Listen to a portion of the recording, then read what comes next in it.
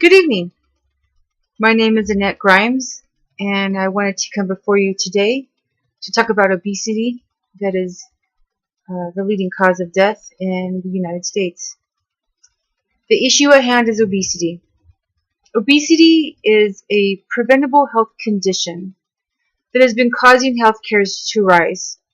According to the CDC, the estimated annual medical cost of obesity in the U.S. is $147 billion, and that was in 2008.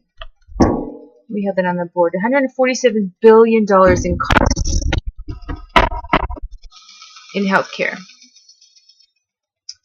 CDC also put a fact out that there are about 78 million obese adult Americans, and childhood obesity is also high, with children and adolescents between the age of 2 to 19. There are about 12.7 million obese children and adolescents. The Journal of the American Medical Association had an article on prevalence of childhood and adult obesity in the United States between 2011 and 2012. The National Health and Nutrition Examination Survey, which is a program that assists the health and nutrition of adults and children in the U.S. They did a survey on the weight and height and recumbent length on over 9,000 participants in 2011 to 2012. They analyzed trends in childhood and adult obesity between 2003 and 2012. The conclusions were, I quote, "Overall, there have been no significant changes in obesity prevalence in youth or adults between 2003 and 2004 and 2011 and 2012. Obesity prevalence remains high, and thus it is important to continue surveillance." Obesity in adults and childhood obesity is still a focus in healthcare efforts, and there hasn't been any significant changes. The surveillance of these trends will continue to be watched, and obesity will continue to be addressed because it is the leading cause of death worldwide and in the U.S., including heart disease and diabetes. The medical, psychological, and social economic factors involved in being overweight and obese are complex for each patient and frequently require intense and multidisciplinary resources. The Affordable Care Act is intended to increase the access of medical care by health insurance and more affordable by reducing the overall cost of health care for both the individual and the government. American citizens need to understand that the list of health issues that come from obesity are high blood pressure, high LCL cholesterol, high HDL cholesterol, type 2 diabetes, coronary heart disease, stroke, gallbladder disease, and there is more. Obesity and those that suffer these issues without insurance have contributed to the rise of healthcare costs. Public health does promote and encourage health behaviors, but this isn't enough when obesity is still the leading problem in America. Some of the causes for obesity is the food choices that Americans are making, which are unhealthy for them. And there's not enough physical activity taking place. In some communities, the societal and economic and cultural factors contribute to obesity. Not having enough healthy food stores, changes in the environment where fast food is easily accessible, and cheap contributes to obesity. Everywhere we go, we are surrounded by food, and a lot of it is very high in sugar content or processed, which is not healthy for us either. In low-income neighborhoods, there are convenience stores that carry inexpensive snacks and fruits. No fruits or vegetables or any healthy products. Working with the individuals, the family, and group will contribute to the health care of the population as a whole. So my policy, I would like to ask, is to put a tax on fast food to help reduce the obesity in America by reducing the fee or offering to those that have heart stroke or deal with diabetes or some sort of chronic illness that is preventable from obesity to be able to receive a free personal trainer at either a public health club or a fitness center.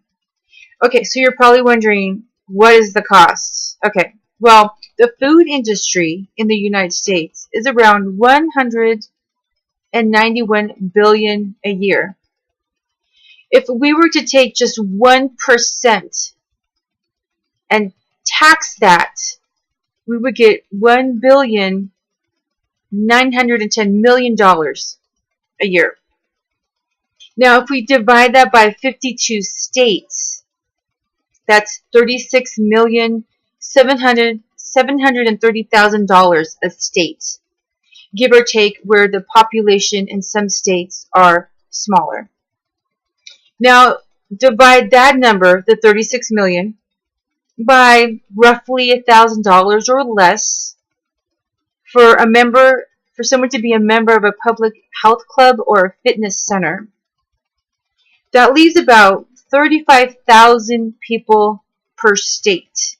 Again, except those states where the population is smaller. That get the chance to work with a personal trainer to lose the weight and also to learn how to cook healthy meals. I suggest that this policy lasts for 3 years, and then at the end of the 3 years, the National Health and Nutrition Examination Survey could combine interviews and physical examinations to see if the epidemic of obesity has decreased.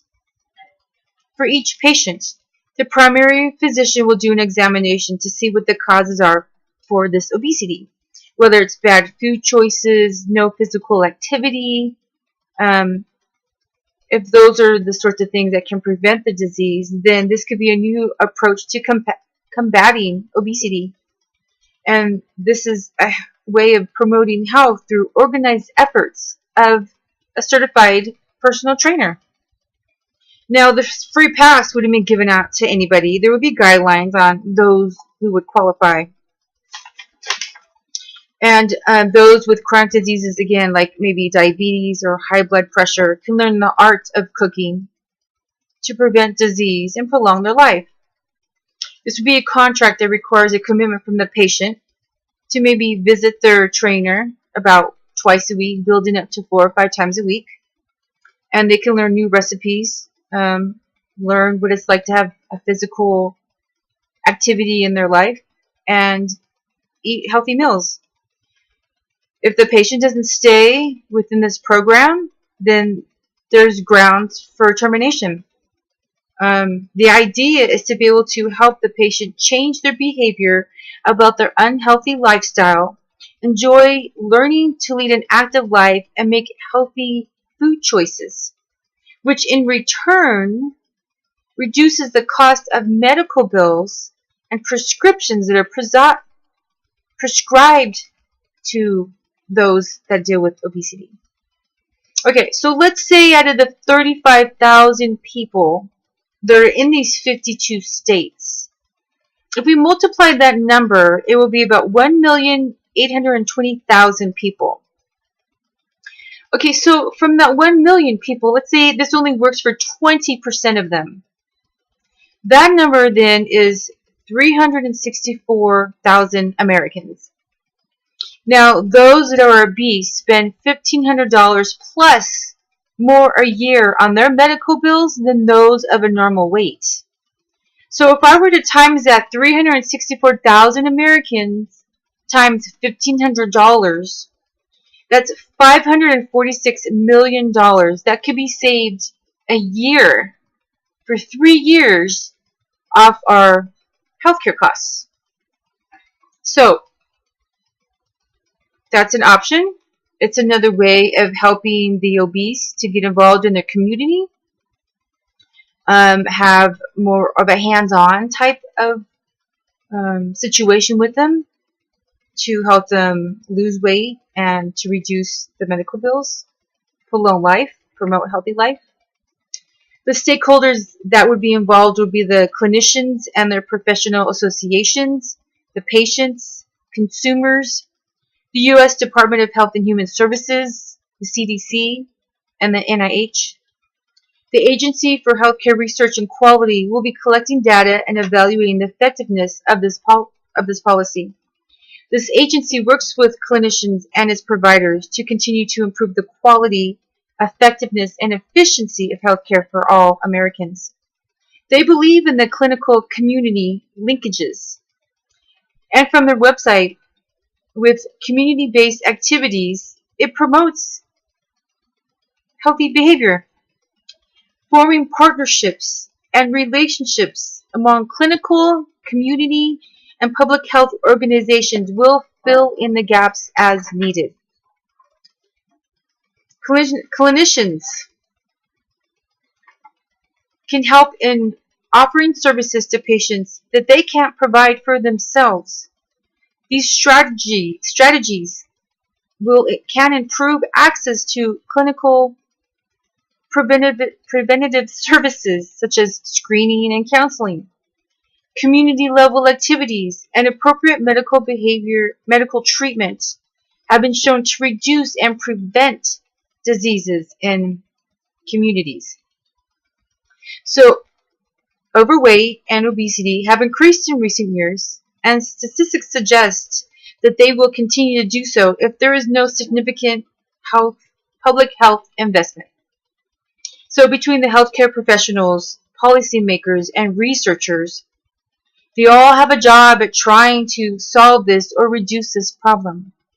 I hope that you will consider this action to be able to provide a way for helping those that are obese, and getting the chance for clinicians to work with the community and to reduce